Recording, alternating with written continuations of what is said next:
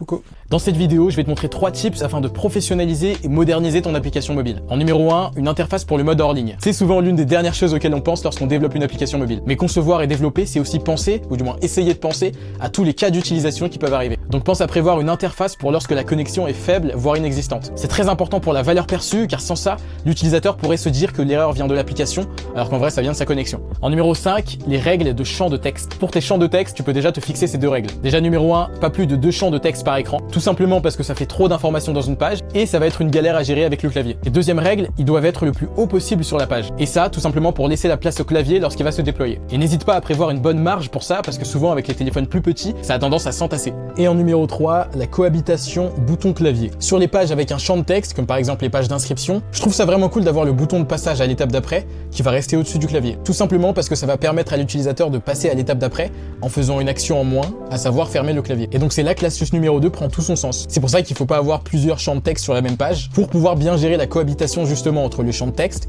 le clavier qui va apparaître et le bouton qui va rester au-dessus.